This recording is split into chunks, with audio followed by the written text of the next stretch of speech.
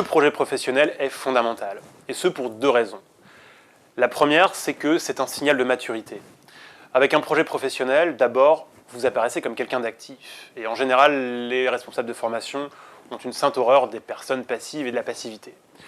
Ne pas avoir de projet professionnel, d'idées, c'est faire état d'un manque de questionnement, de curiosité, de recherche personnelle. C'est aussi faire prendre un risque à l'école, qui du coup ne comprend pas très bien ce que vous venez faire dans l'école. À ce propos, l'argument qui consiste à dire à un jury, le jour J, je n'ai pas exactement de projet, ou je n'ai pas du tout de projet, mais je viens justement pour en trouver un dans l'école, a très peu d'impact sur un jury, et si ce n'est un impact négatif, voire très négatif. Quel manque de personnalité finalement. Et puis, ne pas avoir de projet, c'est aussi laisser entendre que l'on vient dans une formation pour son prestige, pour le pédigré, pour l'estampille, pour le tampon, et non pour la formation en soi. La deuxième raison qui fait qu'un projet professionnel est fondamental, c'est que c'est une garantie de placement. D'abord, personne ne doit être surpris par les exigences de projet professionnel. Une école comme HEC possède pas moins de 3 pôles carrière pour les élèves des masters, pour les élèves de la grande école, pour le MBA. Toutes les écoles d'ingénieurs, les écoles de commerce ont un centre d'information carrière-entreprise et toutes possèdent des enquêtes, pratiquent des enquêtes de placement des diplômés, qu'elles affichent en général à la fin de leur plaquette. Donc, soyez-en assurés, la notion de carrière est bien ancrée dans la culture des écoles, écoles d'ingénieurs, écoles de commerce, et de plus en plus dans celle des universités. Ensuite, les écoles offrent des filières de spécialisation, des masters, des majeurs, qu'elles cherchent naturellement à pourvoir en étudiants. L'entretien de personnalité, surtout pour les formations généralistes en master, permettent d'exercer un premier filtre, certes totalement imparfait, puisque les étudiants peuvent changer leur projet au cours de leur scolarité, mais qui permet quand même d'éviter des déséquilibres majeurs d'effectifs dans les spécialisations. Ainsi, un jury pourra très bien être plus exigeant avec un étudiant voulant faire du marketing, un énième étudiant voulant faire du marketing, plutôt qu'avec un étudiant voulant faire du contrôle de gestion ou s'intéressant aux achats ou à la supply chain. Et puis, à plus longue vue, n'oubliez pas que les écoles ont pour premier objectif le placement de leurs diplômés. Les filières des écoles correspondent en général aux métiers demandés sur le marché du travail, et même certaines formations, comme les masters spécialisés, ont été conçues, élaborées à la demande des entreprises.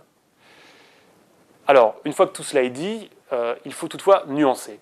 Le niveau d'exigence diffère très largement selon le niveau du diplôme que vous visez.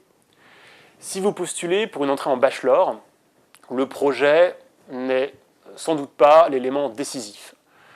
Le recrutement à ce niveau admet une grande partie de candidats encore en décalage avec les dimensions professionnelles, du côté de leur attitude extérieure, par leur capacité de travail en équipe, par leurs projets, ils peuvent être vraiment en décalage avec ce monde de l'entreprise ou le monde de l'administration.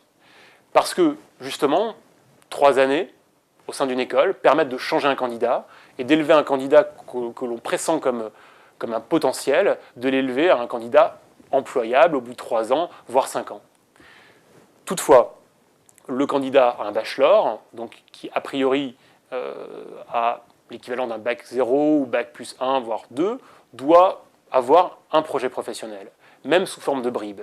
Et ces bribes prendront appui soit sur ses expériences associatives, ses passions, ses voyages, ses origines culturelles, ses engagements. Bref, le projet professionnel, à ce stade, prend essence, prend son fondement sur les expériences de vie des candidats.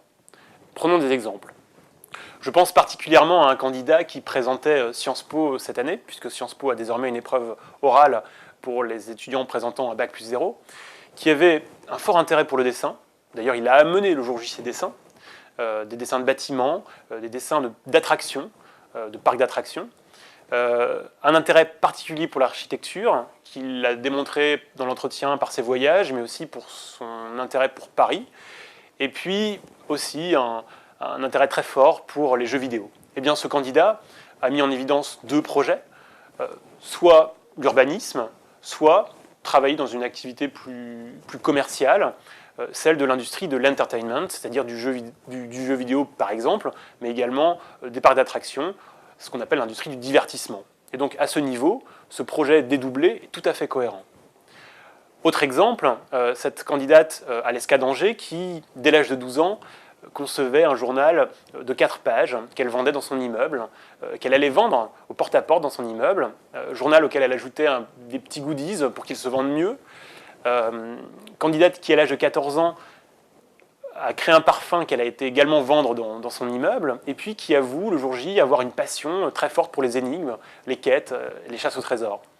Eh bien, cette candidate a tout simplement mis en évidence la dimension entrepreneuriale qui l'habite, avec la volonté, un jour, de travailler soit dans une entreprise, à développer des projets intrapreneuriaux, ou de créer, pourquoi pas, son entreprise un jour. À ce stade, cette justification était tout à fait cohérente.